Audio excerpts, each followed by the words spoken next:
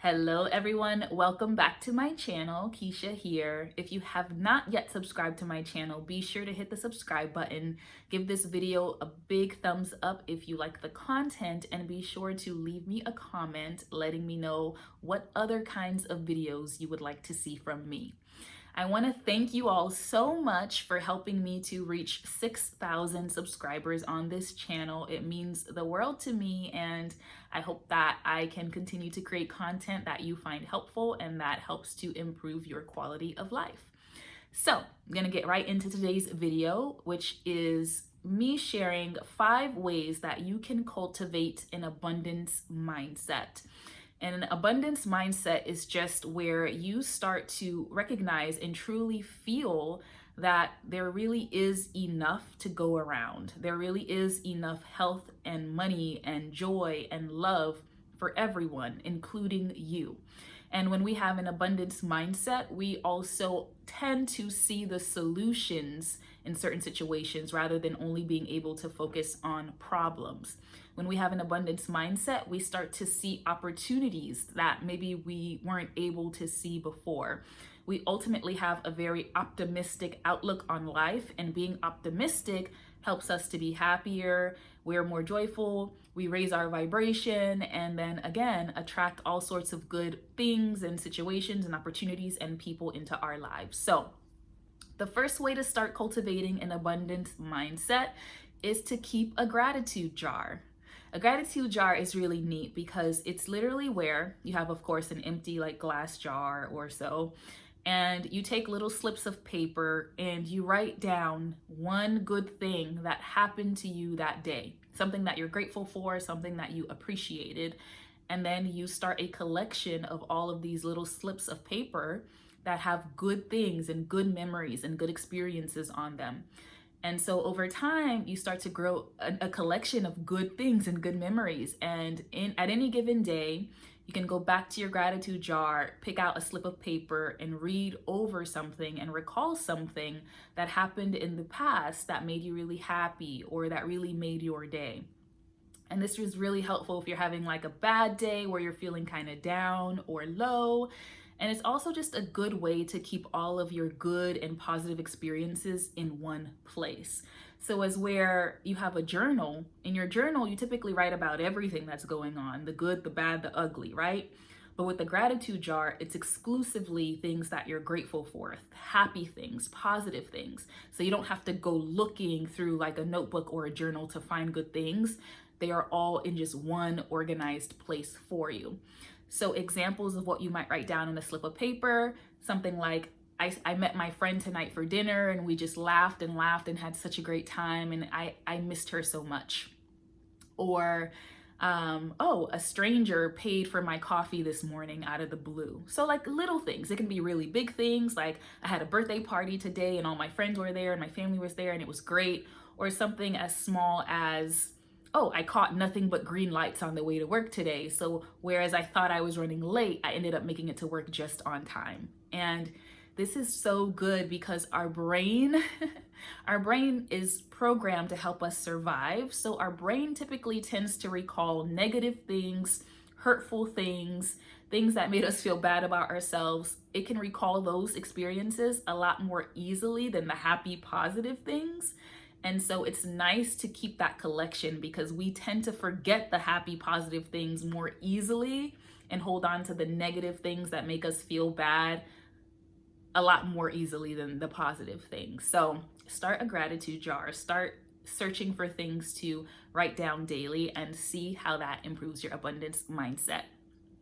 Number 2, this is a daily journal prompt that I like to use every single evening before I'm about to get ready for bed. So the question that I write down in my journal is, what do I really, really want right now? Right? And depending on what it is, whatever it is that you're working on or focusing on, maybe you really, really want to be making more money. Maybe you're looking for a specific amount of money. Maybe you really, really want a romantic partner, or you really, really want to be able to take a trip, whatever it is. So you write down what it is that you really, really want and get really specific about what it is that you want. And the next part of the journal prompt is, what are 5 pieces of evidence that I received today that let me know that what I really want is on its way to me. Now, I love this exercise because when we really want something, it's very easy for us to focus on, well, it's not here yet, and why isn't it here yet, and what's wrong, and what's wrong with me that I don't have what I want yet, right? Again, that survival mechanism in our brain, we're always looking for what's wrong, what's missing, what we're lacking.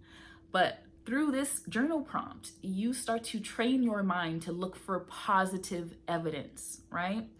And the mind is programmed to find whatever it is that you tell it to look for. So if you're always stressing about what you're missing and what's wrong, your mind is going to show you plenty of evidence of what's missing and what's wrong. But if you're constantly asking your mind, okay, show me the evidence that what I want is on its way, then you're training yourself to look for the blessings, for the opportunities, for the miracles, for the signs, and all of these things.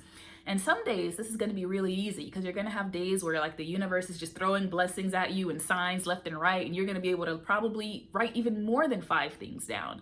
Other days it's going to be a little bit more challenging, right? On the days that we're feeling a little bit low, a little bit negative, it's going to be harder for us to find the good pieces of evidence. So this is a way to train yourself to look for the good.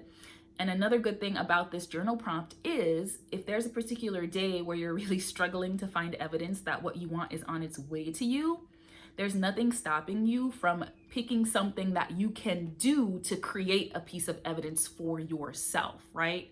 So I'm just going to give you like an example, like a random example. Let's say you're trying to meet or make new friends. Well, you can join a new Facebook group, or you can like reach out to someone in a meetup group about something, or you can decide to start your own meetup group about a topic that you're really interested in.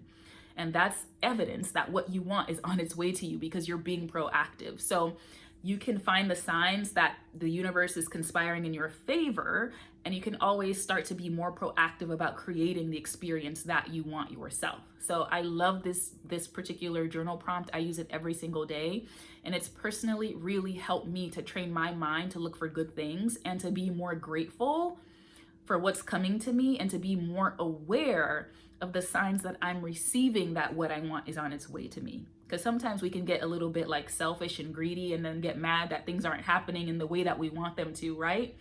But we also have to understand that things aren't necessarily going to look exactly how we expect them. Sometimes we're going to get certain opportunities disguised as something else, or like, we have to be a bit more open-minded. And that journal prompts helps with that as well. The next thing that you can do to start to cultivate an abundance mindset is to do something nice for someone. And this is really great because we typically take the people that we love and care about for granted, right? The people that we love the most, our friends, our family, our partners, we don't always show them the love and attention and affection that we could. We don't always make them a priority in the way that we could be.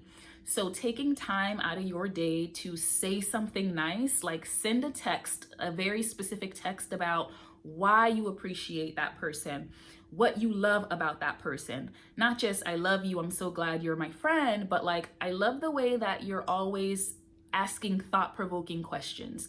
I love the way that you look at the world. You have a very creative and artistic way of looking at the world that I admire, right? So say something specific about what you love about them and the positive impact that that specific thing has had on you. And you're not necessarily doing it to get a reaction from them, but focusing on something you love about someone you love reminds you that you are surrounded by amazing people and you are abundant in your relationships and the people that are in your life. And that's something to be appreciative of, right? Because it's not something that you have to have. It's something that you're blessed to have. Number 4, how to cultivate an abundance mindset is to go back and revisit a really beautiful, powerful experience that you've had in the past. Something that like blew your mind. It was so amazing. It was so beautiful. It was so fun. Maybe it was something that you didn't expect to happen. Maybe it moved you emotionally. It probably moved you to tears because of how amazing that was.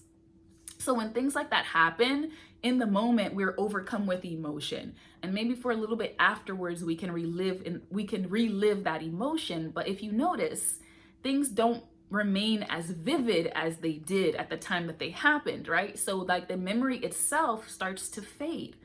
But you can go back in your mind, close your eyes, and like remember what it was like to be in that moment, in that particular place in time. Like, so really, and I'll use a personal example. My fiance, for my birthday, not this year, but the year before, he surprised me with a trip to Costa Rica for my birthday. I had no idea that was coming. I didn't ask him for it. I wasn't planning on it. It came out of nowhere. And I bawled my eyes out when he like showed me, he like made a folder, he like planned all these excursions for me, and like he did everything. And like if I think about it, I get emotional now, but it was just such a beautiful gift. And like I was so grateful, so surprised. I just wasn't expecting it. And so like going back and revisiting a beautiful memory that you have, whether it's like something that someone did something nice for you, or something you personally experienced that you weren't expecting, whatever it is, spend some time like meditating on it, reliving it, feel the feelings of it, what it was like to be in that moment. And I promise you, you will feel abundant so fast, remembering that good things do happen, people do love you, and like, you deserve good things. So, I'm like, let me clear that out for a little bit. The last step or tip number 5, I should say, for cultivating an abundance mindset is to start meditating. If you're not already doing that, I highly recommend that you start meditating. Start with even just 5 minutes a day and work your way up. Meditation is something that most people will say that they don't have the time for, but I will say, if you feel like you don't have the time to meditate, you need to meditate more than anybody. You really need to make carving out a few minutes of your day for some stillness, from some intentional stillness, just to be with yourself, to be alone with yourself.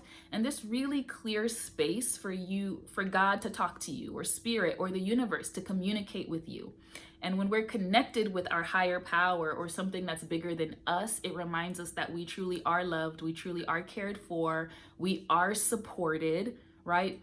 Ideas and solutions and opportunities tend to come in times when we're being still, and when we're being quiet, and when we're opening ourselves up to receiving them.